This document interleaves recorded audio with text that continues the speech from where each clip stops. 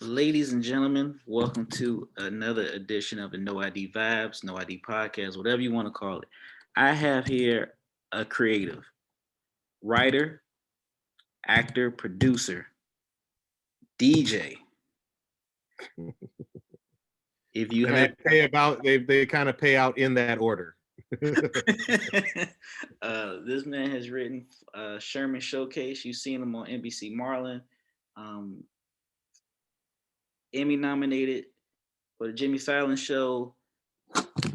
Man, this is just a wonderful guy. I'm proud to say NAACP Image Award nominated now. You And know, it means something. Yeah, it means something because when you start off in this business, like it's easy to be like, oh, I want to win an Oscar, I want to win an Emmy, but like when you people see you, that's when you're like, oh, really? Y'all watch the show? Y'all like the show? Thank you for like it's a different level of appreciation for real. I'm sorry, I cut off your introduction though. No, it don't. It's all good. It's all good. It's all good. It's all good. It's all good. Because I was telling my friends, I was like, I got Riddle on my podcast. And he's like, what? I was like, Sherman Showcase, bro. Like we were just watching this on Sunday. We were just talking about it. So yeah, let me. So I read that you graduated from Harvard. Harvard grad. Yeah, man. Yeah, man. So were you like in writing when you was at Harvard, or what got you into writing and producing? Um, so funny story is that I was writing stories, no joke, in kindergarten. I wrote a book called the what was it? The Real Book of Dinosaurs, and it was rampant plagiarism. Like I was copying the sentences out of my favorite dinosaur books, but I wrote them down really neatly, and I drew all my own illustrations, and I put it like a little bound. My father made me like this little thing of cardboard so it looked like it had a real cover, a real hardback, and they put it up in the library at my elementary school, and that was the first time I got published, so to speak, was a Real Book of Dinosaurs. But throughout my elementary days I would always just write stories, and but what was funny is somewhere around like middle school I decided I was going to be a serious writer, and I started studying like what it took to be a journalist. When I got to Harvard, I was a history major because I felt like that, Harvard didn't have a school of journalism like some schools like Columbia. So I started, writing nonfiction. I wrote a lot of stuff on government for the Kennedy School and the Institute of Politics up there in Massachusetts. And that's what I thought I was going to do. But around my graduating year, uh, I decided that I didn't really want to go to DC. I didn't know what I wanted to do, honestly. And a woman who turned out to be Tom Cruise's production partner came to Harvard and gave a speech. And I talked to her afterwards, and she convinced me, oh, you should come to Hollywood, which I did.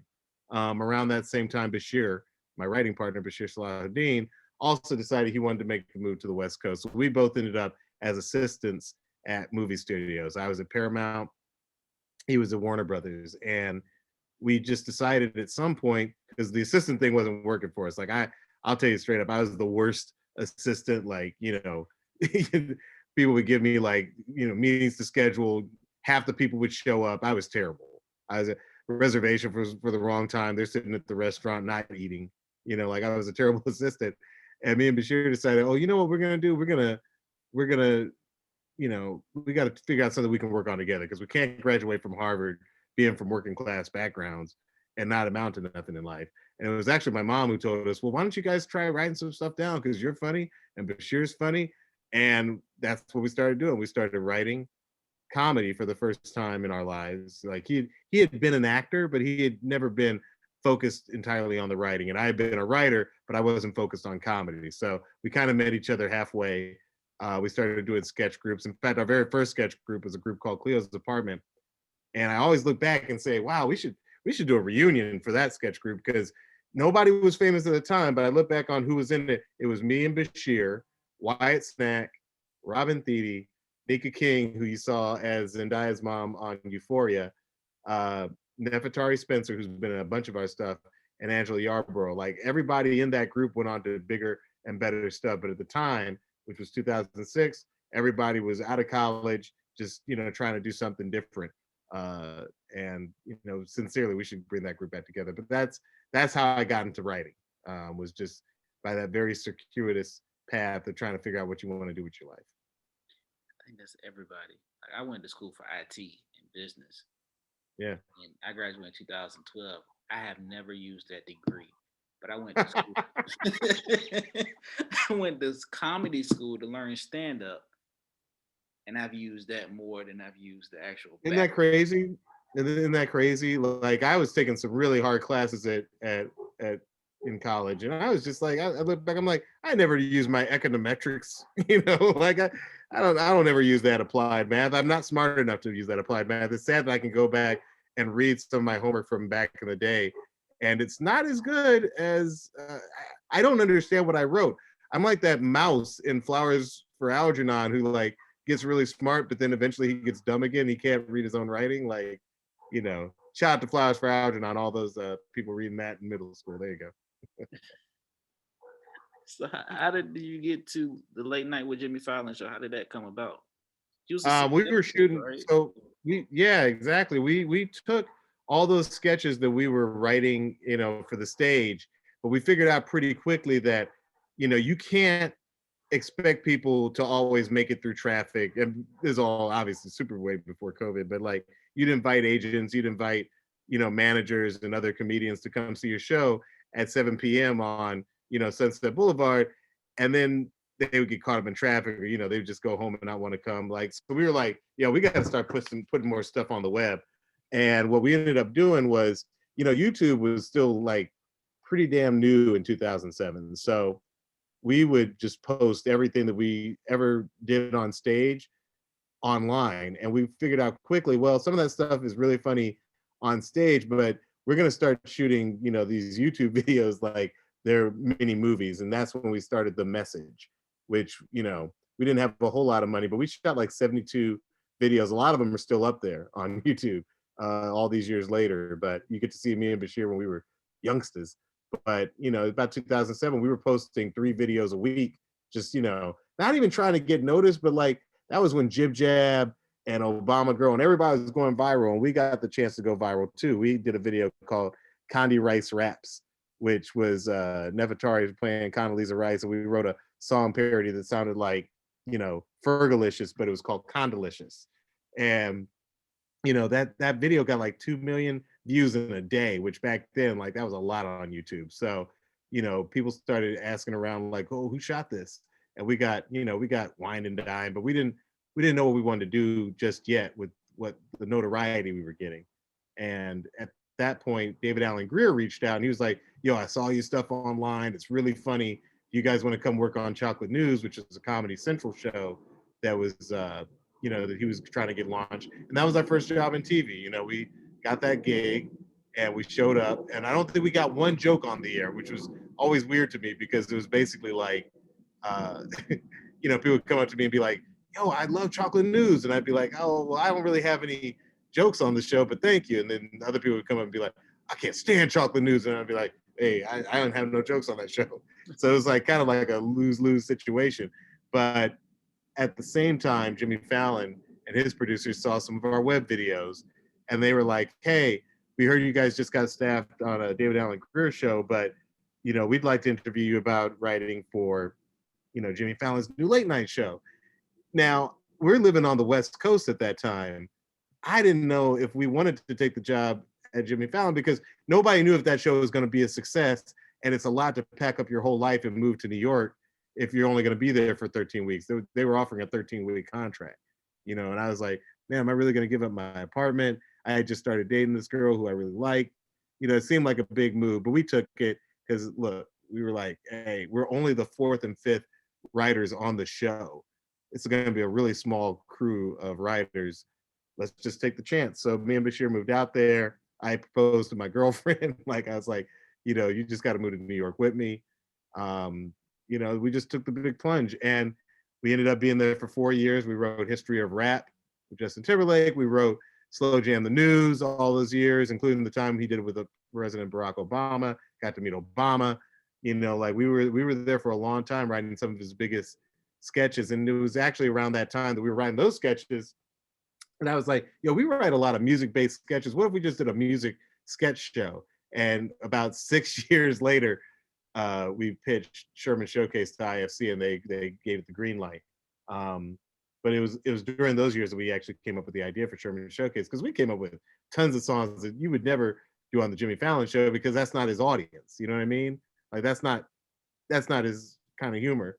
The thing about Sherman Showcase, we get to do all the kind of music that we grew up loving, and also the edgy stuff like "Drop It Low for Jesus" that, again, you'd never do on an NBC late night show. Not to mention the Montel Jordan estate sketch. Oh, you know what's crazy about Montel Jordan? We did that sketch. There were a couple of sketches. We did that Montel Jordan sketch with David Wayans Jr. We did Who Wants to Be a Chameleonaire?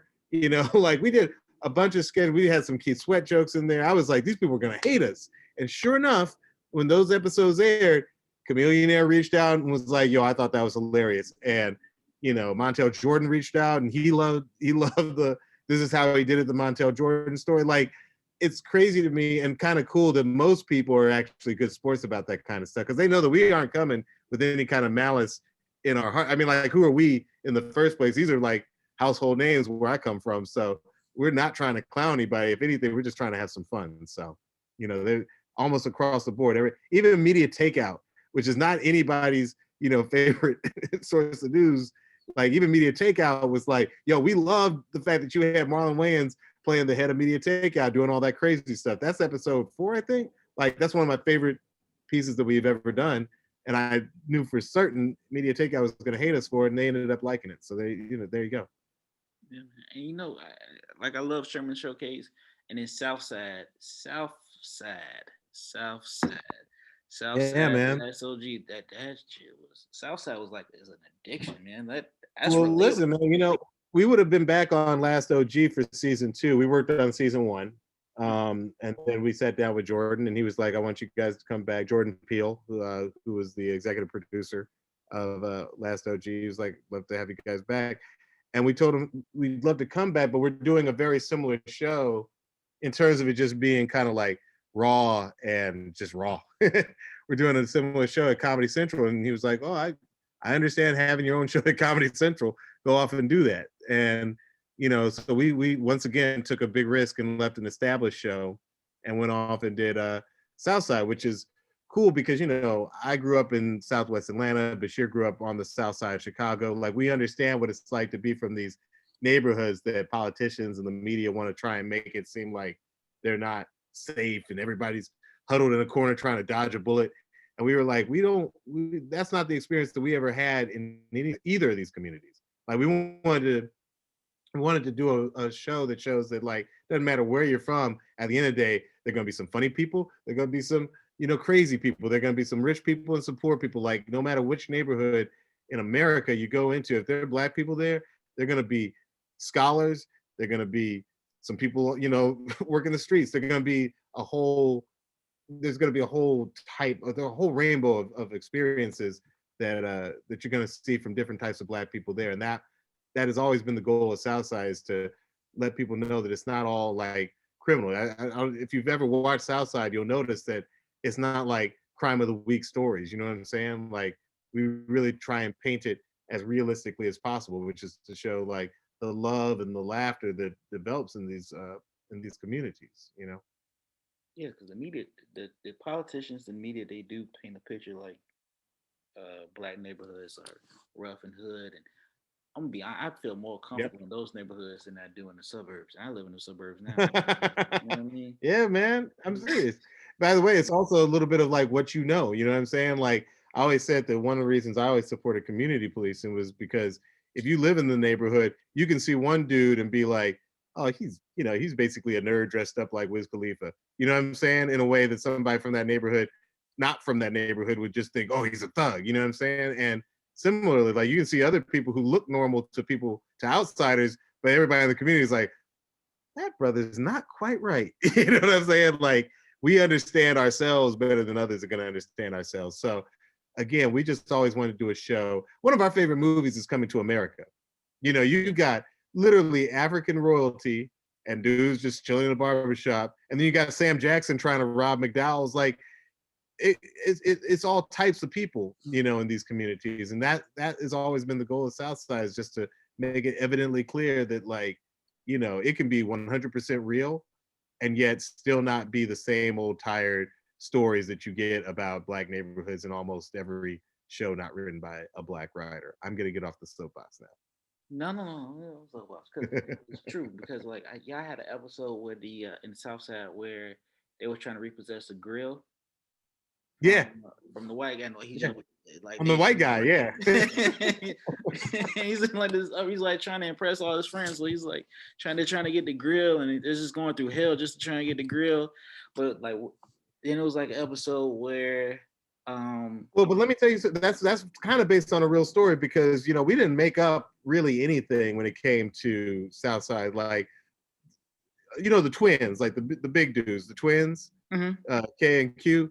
So Q in real life worked at Rent a Center, and he told us all these crazy stories about like how he would have to like repossess stuff from like friends of his first cousin and stuff. Like it was always awkward repossessing. But what a lot of people didn't realize is that a lot of white people in Chicago on the north side used to use Rent a Center as well.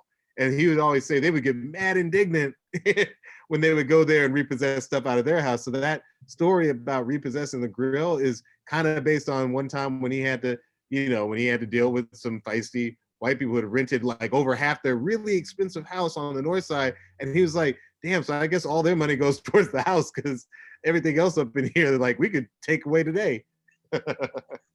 So that's based on a real story. Yeah, and the what was it, the uncle selling Viagra? And not based on a real story, but that goes towards the fact that if you spend any time on the south side of Chicago or in southwest Atlanta or in south central LA, it doesn't matter. Clearly, at the word South Philly, we black people we like living on the South. Clearly, like that's just like if you say, "Oh, the neighborhood is called South," you said enough. I'm interested. Like, we sincerely have this thing where we just wanted to paint something real. And when you go to these neighborhoods, like everybody's got a hustle, like, and it could be perfectly legal. Sometimes it's not legal, but it's always a hustle. You'll meet somebody, oh yeah, I do makeup on shows, but on the side, I got these vegan cookies that I'm trying to sell. Like everybody's got something in addition to what's their main gig. It's all about the side hustle. So we were like, yeah, I think it'd be really funny if, our main character, his uncle is selling, Viagra on the side because, in the story of the show, Uncle Spike is a vet. And, sometimes, through the VA, you can get access to stuff. And so he's selling it to some of the other old people at his retirement home. So it just made sense. It did, because you know what is relatable because I have an uncle that sells Viagra now.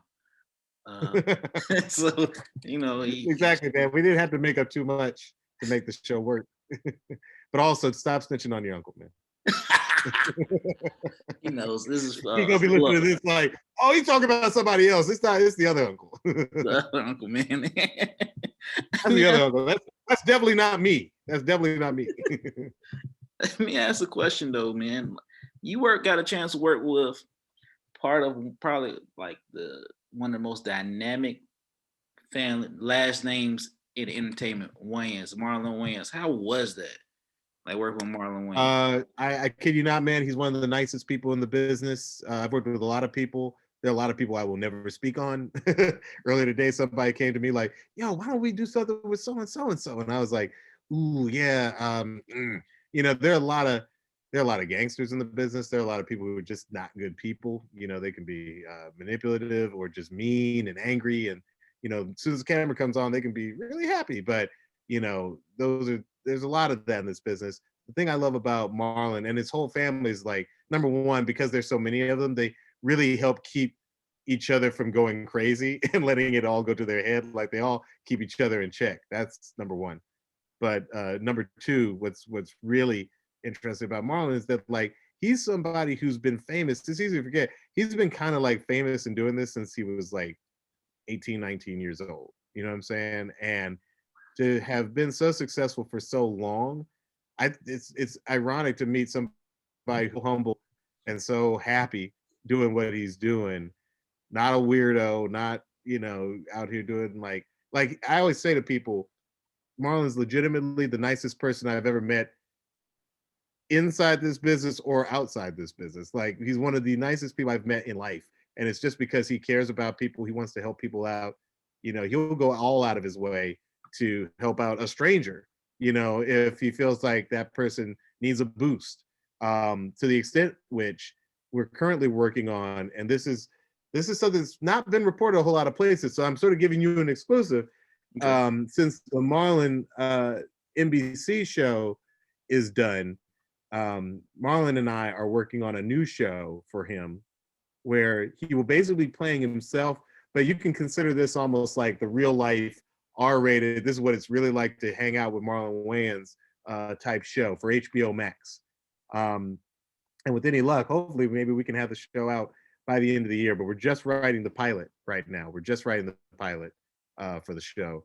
But it's basically going to let you know how Marlon is in real life. And the joke we always say is that he will go out of his way for his Uber driver. You know what I'm saying? Like if his Uber driver just says something like, "Hey, you know, I'm a stand-up comedian too." Like Marlon will be like, "Oh, word? Let me hear a little bit of it. Let me hear a little bit." And like he'll literally sit there and like work with this man. I'm in the back of the car, like, "Yo, we're about to we're about to miss what we got here, what we came here for." And he's like, "No, no, no, I want to hear more. I want to hear more." Like I can't stress it up. Like the dude just literally will look out, you know, for anybody. And I've hung out with a lot of famous people. I've never seen somebody more gracious when it comes to, you know, stopping for a selfie. Like he just doesn't, there's no uh ego when it comes to him and coming into interaction with people who know and like his work. Like, you know, it's to me, he is what people in this business should strive to be. And I know it sounds verbose, sounds like a lot, but I mean it. He's just a cool ass dude.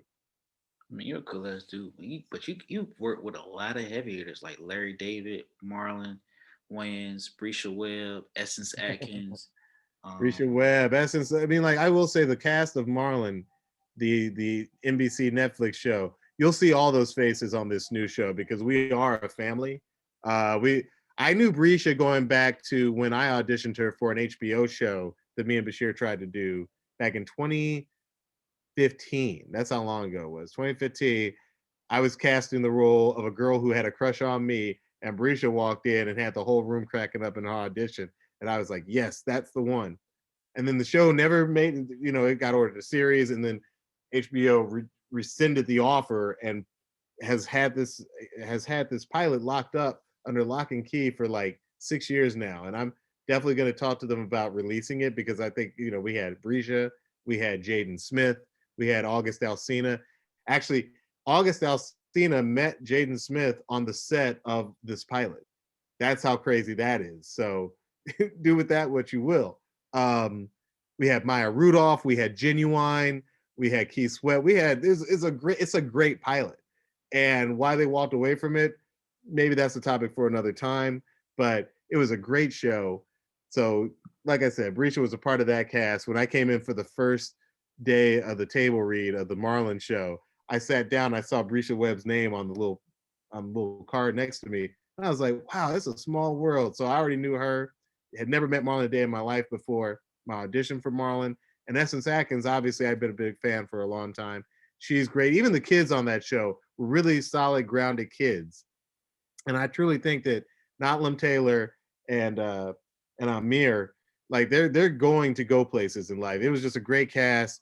You know, network politics meant that we didn't get to do a season 3 or 4, but we're very proud of the 2 seasons that are on Netflix.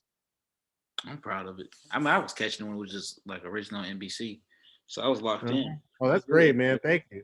I mean, that's the thing. We were getting 5 million, 6 million viewers per episode, which is a lot more than other shows with not black casts that got 3 and 4 seasons. So you do the math. I mean, like we still live in this world where, you know, you know how like a lot of black parents will say you have to be twice as good. Sometimes you can be twice as good and the decision still doesn't go the way it's supposed to go, right? Like that's what's crazy. And I don't want to get into the politics of it, but let's just say there were people at the top of the NBC food chain back then who were not supportive of their black hit shows. And most of those black hit shows went away. You know, even the Carmichael show didn't get promoted and wasn't put out there as big as it should have been, considering look at that cast. Look at the cast they had on that show. and they only got a couple of seasons. So it's Hollywood. I will say this: Hollywood has definitely improved in terms of taking Black people at our word when we're like, hey, let us do what we want to do. Like, it's gotten better, believe it or not, since Marlon went off the air in 2018. 2019 was a year that things got better. 2020 with George Floyd and people starting to understand Black Lives Matter, like, and also a lot of and now we're getting into the business side of it. I hope I'm not boring anybody, but this is some inside the industry stuff. A lot of the I just gotta be frank, a lot of the old guard, a lot of older white men who probably did not know too many Black talent, did not know that many Black people. They probably just didn't know that many Black people. They probably knew they're like, made when they were growing up or something. Like, they weren't sweating us like that. A lot of those guys got fired between 2019 and 2020, and a lot more Black executives are like sneaking into the ranks of these networks, and we're getting more stuff on the air than we used to. And they're also spotting the success of the Donald Glovers and the Issa Raes, and they're like, oh, I want some of that. You know what I mean? Like, it's still a business, it's still show business, but and who knows how long it'll last.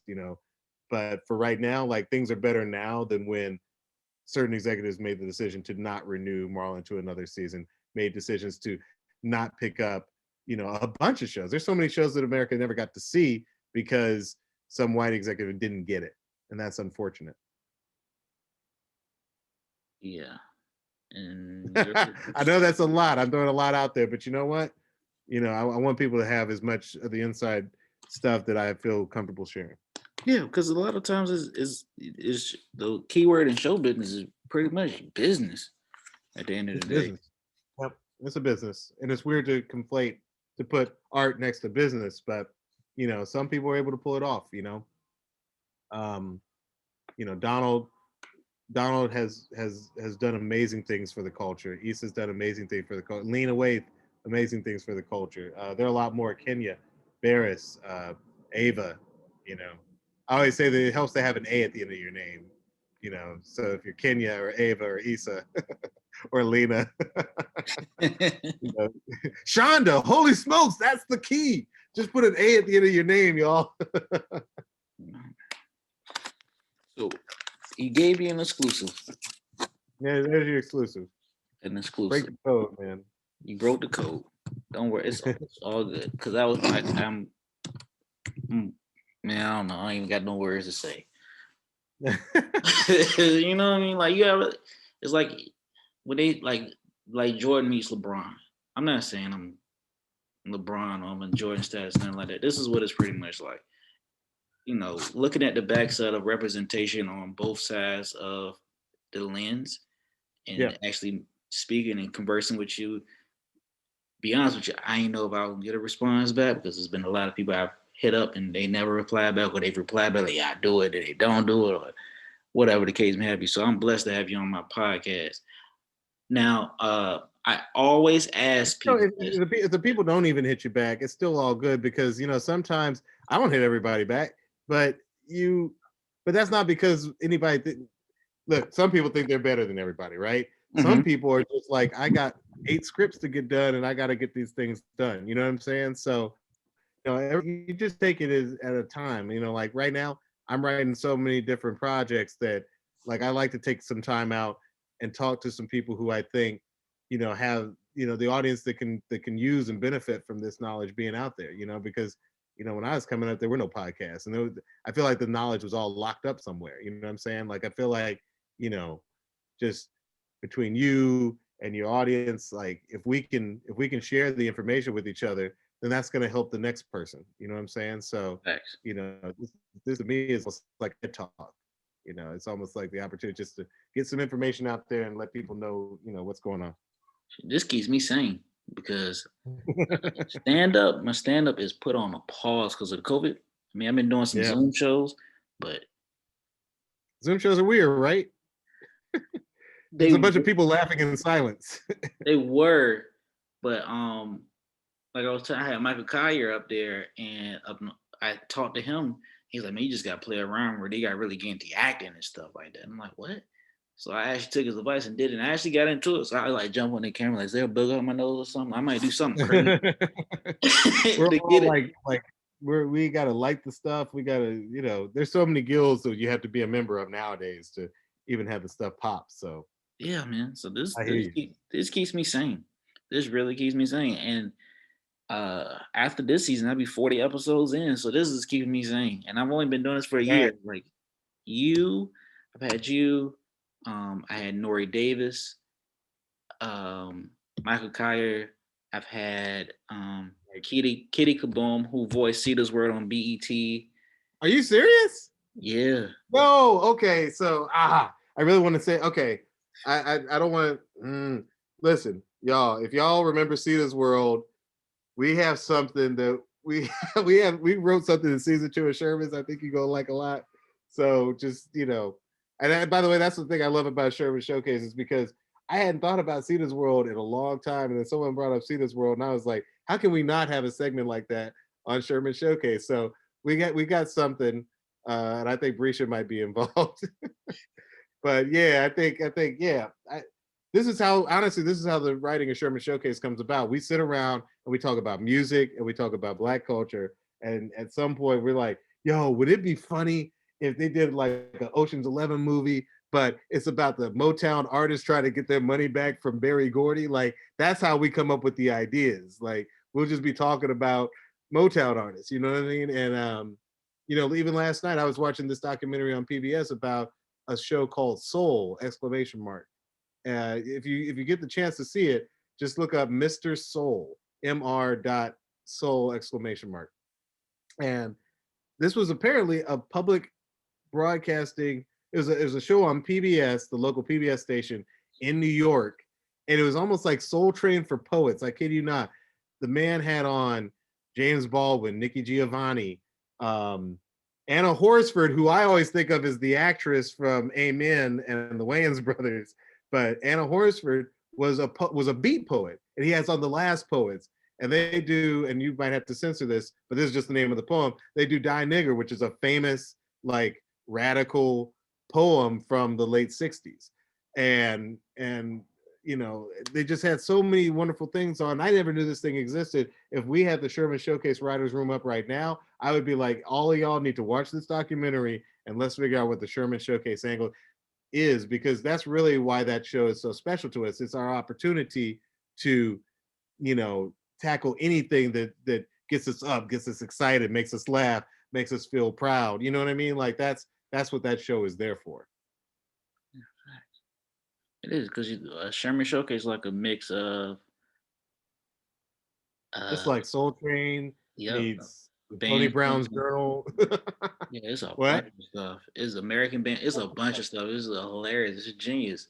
And Like we who and would we throw in those movie trailers because we're like, yo, this should be a movie. Like everything you see on Sherman Showcase, like we're down to make the movie version or the full TV version. Like, the Black People Was Right movie was basically our like, hey, we should do a movie where we should do a TV show where it's like the X-Files, but every conspiracy theory that they go chasing after turns out to be true. Tupac is alive. James Brown did bury his money, and it's buried in the grounds underneath Augusta, where they play the Masters. You know what I'm saying? Like, we were ready to do a whole show just based on that. So everything you watch on Sherman, that Black Cowboy movie that we have in Sherman's that keeps coming back and keeps coming back. Like we want to shoot that movie for real. You know what I mean? So just don't let the world open up after COVID and we have some real money to go shoot a movie. That's the next move. and if you get a chance, anybody listening, you can always play Brother You're Wrong. By the way, Bashir has a habit of being like, "Brother, you're wrong." And we were like, he was like, "What if we just did a sketch called Brother, You Wrong?" Same way we Get Your Boy. Like we were like, anytime someone says Get Your Boy, it means he's messing up. And we were like, what if that was a game show, Get Your Boy, and the contestants had to decide at what point do you get your boy? Like it's just, that's it's Bashir and I both come from large families. And if you come from a large family, you know that when everybody's sitting around the dinner table, it's really like a comedy cipher. Like everybody is basically trying to get in the biggest laugh with mom and dad. So that's the family he came up in. That's the family I came up in. And for both the Sherman Showcase and Southside Writers Rooms, we just try to replicate that. Everybody's sitting around the dinner table trying to make everybody laugh. And that's why the majority of our writer staffs on both shows are Black. We always joke that we let in one or two minority writers, aka white writers, sit in with us. But you better believe they earned that spot. Get your boy. Man, I tried to play Brother You're Wrong at work and it didn't work. It didn't work at all. I was like, Brother You're Wrong. I was like, oh shit, ain't nobody gonna get this what I'm talking about. We gotta bring that one back. Shout out to Dave Hellam, who's a great stand-up comedian from Chicago, and Tiffany Haddish for coming through the day of. Lil Rel came through the day. I was posting online. I was posting on Instagram stories like back on set. Rel hit me up like, "Yo, I'm near Glendale. Can I come through and just shoot with y'all today?" And we were like, "Of course." And he came through and shot a whole bunch of stuff that day. So it's I'll be happy when we can just do spontaneous stuff like that and not get tested. I'm doing an episode of Insecure next week. I can't say what role I'll play, but you got to get tested like 10 days out. All that spontaneity of like, yo, I'm coming through the set. Give me something to do. Like none of that's happening right now. Like it's just the COVID thing has really affected the mood on set, and I'm hoping that we can just hurry up and get vaccinated and get past this. If you ever need an extra for Sherman Showcase, Hey man, we shoot in Glendale, California. That's why we always joke. We call it Glendale, California, the entertainment capital of the world, because anybody who has ever been to Glendale, California knows that that is not the case. I apologize. I have a big dog, you're good. and he's barking at some people walking past the house. So there you go. It's all good. My thing with the show with the podcast, when I saw All Eyes on Me, when they was recording Brenda's Got a Baby, he was like, "Man, keep it raw." I like to keep it raw, to be honest with you, because I like the authenticity of the content of the conversation. So I really don't edit unless it's like something bad, like maybe the Wi-Fi connection is bad or something. You start buffering up. That's the only time I really do it, because a lot of times with my podcast, I like to say there's more content than anything. Like it usually with the show, you're either gonna get one of the two or you're gonna get both. It's either whoever's up here is gonna get their flowers, which you are getting, or they're gonna get jewels, which you just drop. You drop mad jewels. So I'm gonna open up a store called Flowers and Jewels, and you're gonna get both. You can show up at the store and get both. there we go. I appreciate you coming out. Well, not coming out. Well, I appreciate you even replying back and doing the interview. You get a chance, I sent you a bunch of messages in your DMs. If you need a laugh, man, you can just go ahead, click my video, see my stand up. It's been about 5, 6, 7 minutes. My first time doing this. After actually I came out of comedy school back in 2019. But if you guys want to listen to where did you study? Where did you study? What was the comedy school? Virginia Beach Funny Bone. And from there, once I graduated, I still was going to classes. I was going to the Performance Playground venue on 35th Street. And they were actually the ones that got me not to just think about doing stand-up, but writing, acting, music, sketches, like everything. Like I've gotten to the point now I cannot enjoy a movie because I'm like, man, the pace is off. Oh man, this is off. I watched It and I was like, man, why was I afraid of the first two It's when they originally came out? This movie is pretty much. But my mind was open. It was like a bunch of creatives every Thursday, man. And COVID, unfortunately, shut it down. And this is my creative outlet now. It's the pod, and we all need it. We all need it. Yeah. I still DJ for people on Zoom just because that gives me something to do that doesn't require like draft after draft after draft. Like the thing about DJs, you can only think about a minute or two ahead of whatever's happening right now because the music can't cut off. So yeah, I think all creatives have that side outlet that they can get into, and I have so much respect for stand-ups because I do not know how y'all get up there and talk for 5 minutes. Like to me, it's almost like monologuing, which I don't like as an actor. I don't like monologuing. So I have a lot of respect. And a part of me thinks one day I'll try and sit down and actually try and write 5 minutes and try and actually do that.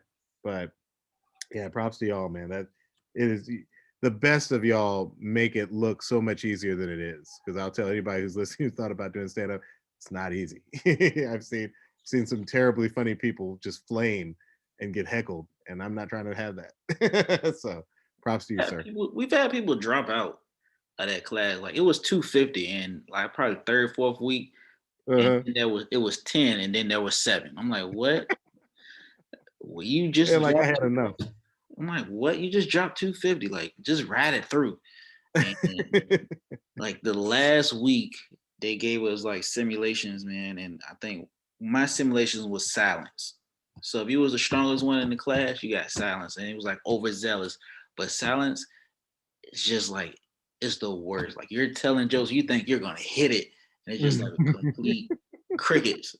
It's not even crickets. You want a cricket to just jump up and start cricketing something. It's just so bad. It was I can't even imagine, man. That's both personal rejection and humiliation in the same moment. I don't know. That sounds like terrible. it was so terrible. But nah, it got better, and it's crazy. It actually prepped me up because I told a bad joke at a bar, and people know about this joke. It was like they were real churchy, and I said, "Follow me on Christian Mingle." But I'm really a Muslim. Assalamu alaikum. The joke never hit there, but it never hits there. It never. And for whatever reason, so I'm gonna tell it again. And the true story I'm gonna say is, I said that joke, and I said, it was a pastor in the crowd. And I said, oh Mhm. damn, I'm going to hell.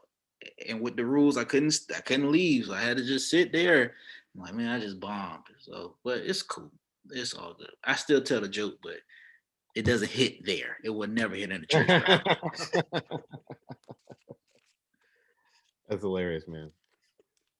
But I appreciate you, man, No problem, man. and I look forward to everything. I do have the Sherman Showcase downloaded on my Apple Music. You guys check them out.